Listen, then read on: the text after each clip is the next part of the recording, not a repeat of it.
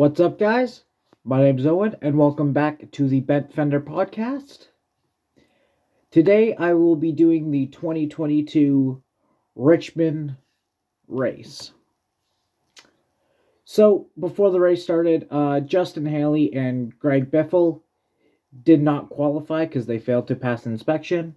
So, they have to do a pass-through penalty when the race starts.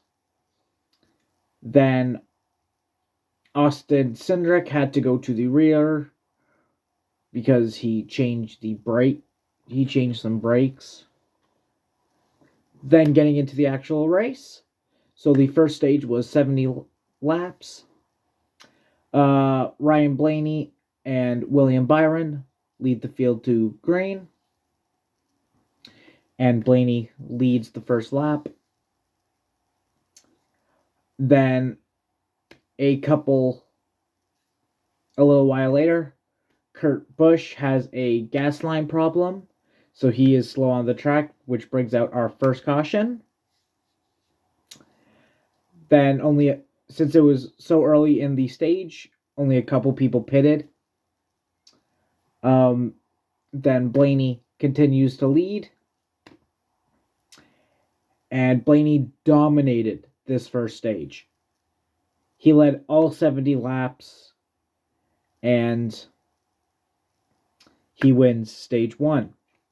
So after stage 1, there was one car who was off the track, which is Kurt Busch, and then 9 cars a lap down. So going into stage 2 was 160 laps. Blaney won the race off pit road and led. Then on that round of pit stops, Alex Bowman had a penalty for pitting outside his pit box. Then a little while later, I noticed Greg Biffle actually retired from the race. I don't know what happened to him. They never really said anything on the broadcast about him. So, speculations are up in the air about him. A little while later, MTJ pits to start the first round of green flag pit stops. Then Christopher Bell takes the lead as Blaney pits. Then Kurt Busch comes back on the track, and he was 107 laps down.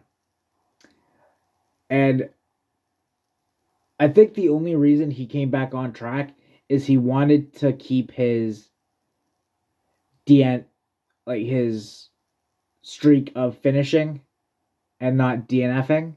I think that's the only reason. Because I'm pretty sure Kurt Busch finished 110 laps down. Might have been more. A little while later, MTJ takes the lead as Christopher Bell pits. Then it runs smoothly for a little while. And then Ross Chastain pits to start the second round of green flag stops. Then Christopher Bell takes the lead. And then a little while later, Troix retakes the lead.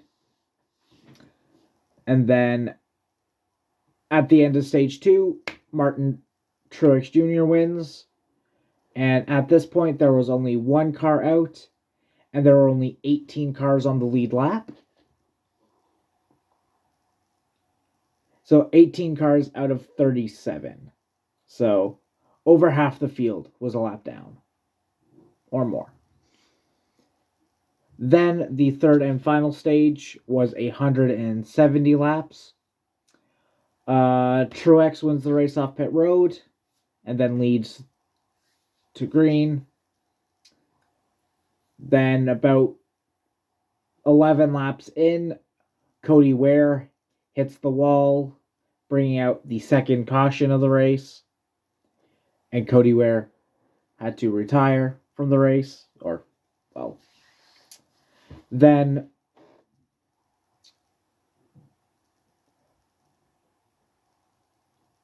with that one, Eric Jones kind of got loose, which hit Ware, who hit Ricky Stenhouse, and then Ware hit the wall. So that's what happened with that one.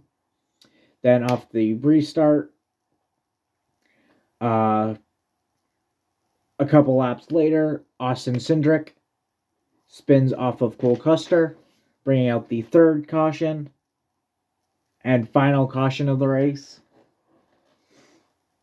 which is surprising because normally there's a lot of wrecks in the last 10 laps, but not today. Then Joey Logano had a problem in the pits where his jack got stuck, and they had to get another jack to lift the car off that jack, and then they had to finish their stop. So that cost Logano a lot of time and a lot of spots. On the restart, William Byron takes the lead, and then Chris Buescher pits to start the third green flag pit stops. It was a little earlier than the green flag stop in the last stage. Then MTJ takes the lead as William Byron pit. During the stops, Corey LaJoie had a too fast entering penalty. When all the green flag stops were done, William Byron retook the lead. And then a little while later, Kyle Busch got black flagged because he put tape on the grill, which with this new car you're not allowed to do for some reason. I think it said on the broadcast, but I didn't get all of it down. Then a little while later, the fourth and final green flag pit stops start again. And everyone goes and does their thing. Then, with a couple laps to go, Denny Hamlin takes the lead. And Denny Hamlin becomes the seventh winner. The seventh different winner this season. So, the top five were Denny Hamlin, Kevin Harvick, William Byron, Martin Truex, and Kyle Larson.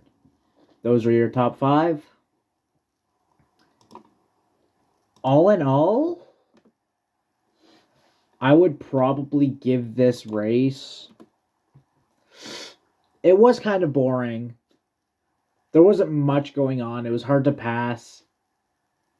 I'm going to give it a 6.5 out of 10. It wasn't the best racing I've seen, but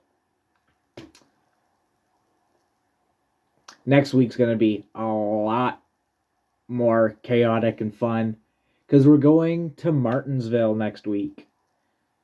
So I will see you for that review. And if you like this video, please like and subscribe. And we'll see you in the next one. Peace.